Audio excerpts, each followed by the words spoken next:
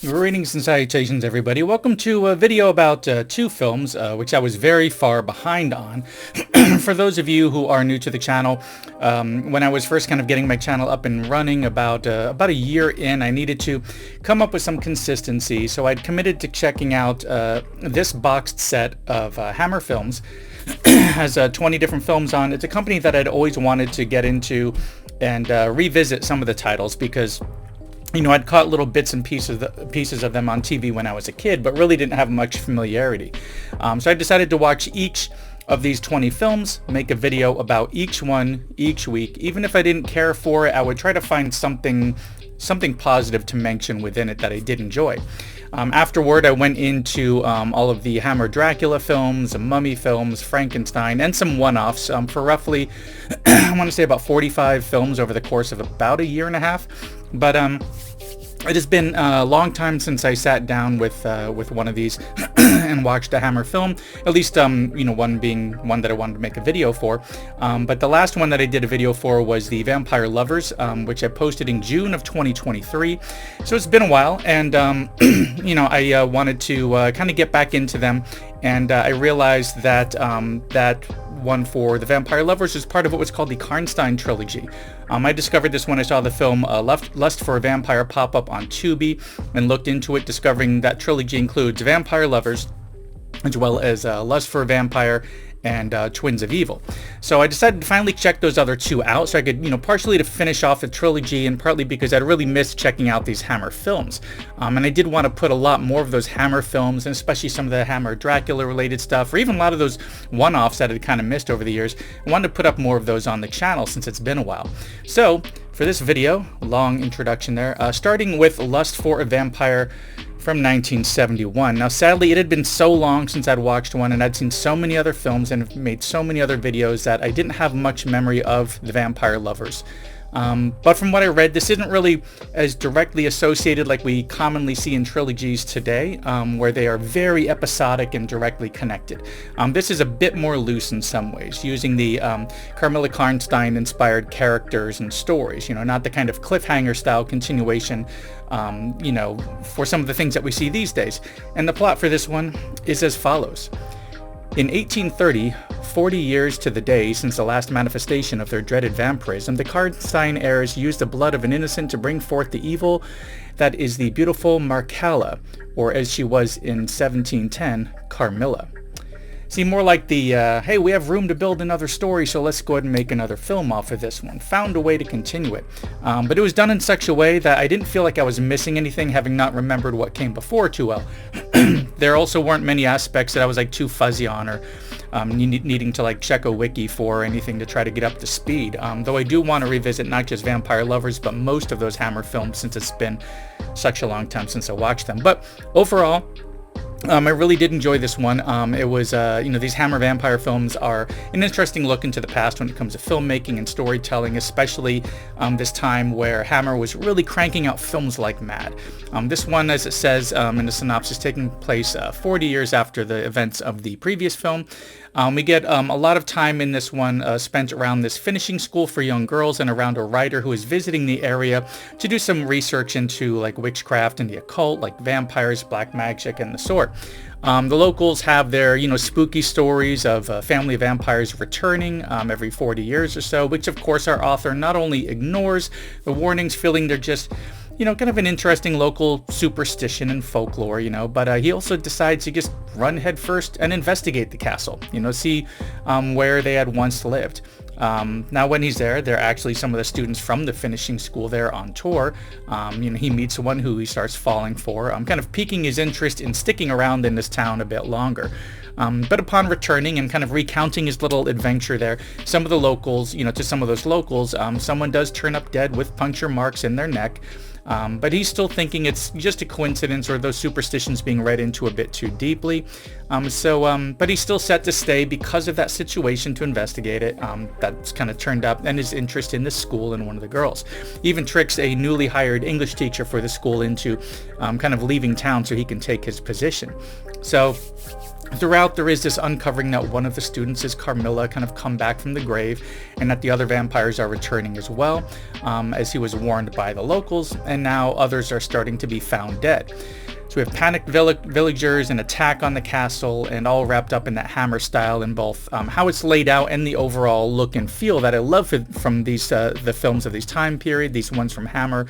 Something that I've kind of mentioned ad nauseum in other videos, you know, that overall look, how the scenes were captured, the kind of color, the kind of film stock, the way that red really sticks out when they start showing blood. As I've said, overall I did enjoy this, but I did notice that it was a little harder for me to stay interested in as some of the previous ones. You know, I feel like back when I was watching one of these Hammer films once or twice a week, I'd gotten used to the differences in how these films were produced and presented versus newer films that I'd been taking in more of. You know, years back when I'd gone through this 20 Hammer film set, it was within 20 weeks. And then I headed directly into the Dracula films, and then into the Frankenstein films, and then into the Mummy films, and then started getting some of those one-offs here and there. I think there was a total of about 45 films that I went into over the course of about a year and a half. So, you know, I was all in, I loved them, and I was prepared for what to expect with that kind of filmmaking. But as it had been quite a while for me, it was a little bit rough for me to kind of get back into this one. But even so, this one still represents a lot of what I really enjoy about Hammer, especially their vampire-related titles. Aside from that mentioned style, I noticed that everybody treats every role very seriously. They put their all into it. The characters are laid out well, and they do a really good job, though the pace is a little bit different than what I'm used to on this film. They do a really good job of kind of helping us understand the world that they've built. You know, what the situation is with this town, how the occupants live, the local legends, a typical outsider coming in is like the fish out of water kind of mess, and their vampire rules. So, you know, these villagers are set to burn this place down and take out this family, setting this the story for a possible like return to you know, in the fact that these vampires, when you burn them, it just destroys the vessel, but the soul could come back. You know, they could kind of inhabit another body or return from the grave. Kind of like they're planting the seed for, in case this one does well, they could do that third one for this trilogy, but not really giving us a specific cliffhanger to be continued at the end. But then we did get that third one, you know, for Twins of Evil. Now, and as for Twins of Evil, this one, as far as my opinion goes, is possibly because of the return of Peter Cushing. I feel this is the best of the three, or at least it's my favorite. For Twins of Evil, the synopsis is as follows. A religious sect led by Gustav Weil hunts all women suspected of witchcraft, killing a number of innocent victims. Young Frieda, Gustav's niece, will involve herself in a devilish cult and become an instrument of justice in the region.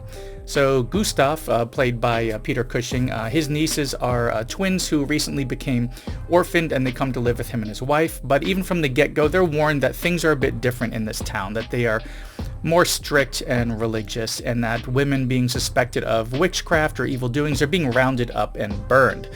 Much of the blame for this evil lands on Count Karnstein, who has political influence and is seen as untouchable. You know, he's part of that family of Karnstein, but he's not a vampire himself or anything. We see that he's been performing these satanic rituals to try to bring about Satan or earn favor, trying to emulate his forefathers, often influencing or corrupting young women in town as well. But one ritual he does ends up bringing about Mircalla Karnstein, who returns from the grave in this one, and thus turns him into a vampire to kind of continue his evil ways. One of those twins, Frieda, as it said in the synopsis, you know, hearing what's going on with this count and feeling kind of like his call, decides to investigate, see if he's really performing these rituals and worshiping Satan and such, and gets all kind of wrapped up in his doings, eventually becoming a vampire herself, all because she felt too much strictness being put upon her by Peter Cushing's character, Gustav.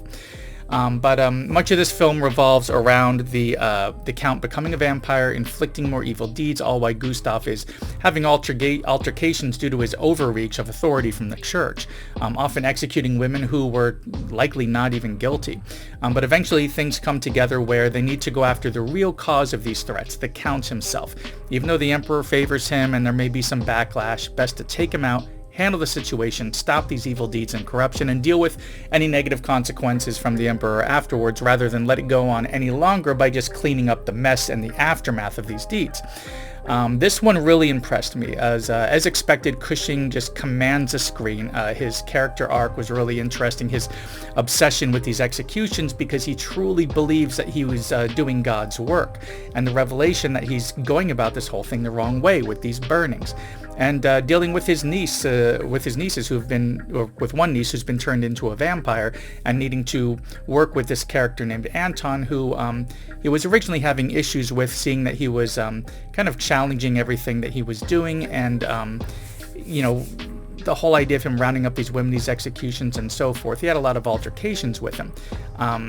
So now he needs to kind of team up with him on this, because he's seen that Anton is interested in folklore and the history of black magic and the occult in the area, something he was initially very suspicious about. Now he needs to kind of be educated by him on how to properly take out a vampire, which said, in this interpretation, fire will only destroy the body while the soul finds another to inhabit or a way to return. This has been pointed out in realization to his execution, since he's been burning these women, that it's really, if they were in league with the Count, or if they are vampires, for example, having been pointless because the evil can return. So they need a stake through the heart or a decapitation, if I recall. So while I did enjoy both films, the pacing of this one and the return of Cushing in this character who has a lot of faults and needs redeeming really sealed the deal in this trilogy, and this one's definitely my favorite of the three. Now, I say trilogy loosely because, you know, again, as I said, they are all related. They are directly related, but they don't seem to run with that same, quite as deep of a connection as we see in trilogies today. So if you skipped one of these randomly or by mistake, you likely wouldn't even feel lost watching another one of these entries, for example. But somehow I missed these two and was glad to come across them and have two more vampire, you know, Hammer films to enjoy. But all in all, while it has been literally 2.5 years since I've seen Vampire Lovers, and it's only a dim memory at this point, all three of these are definitely worth the watch. It can take a little bit to get into them if you're more familiar with current films, or at least filmmaking for the last 20 or 30 years for the most part. But if you happen to come across them and stick with them, I think you'll find that they are more than worth checking out. And speaking of checking out, thanks for checking out my latest video here, finishing up the Karnstein Trilogy with Lust for a Vampire and Twins of Evil, both of which, along with the first in the trilogy, The Vampire Lovers, they are currently available on Tubi, so if interested in wanting a throwback, go ahead and check those out. Anyways, that's all I've got for this Hammer 70s throwback and kind of a return to Hammer for the channel.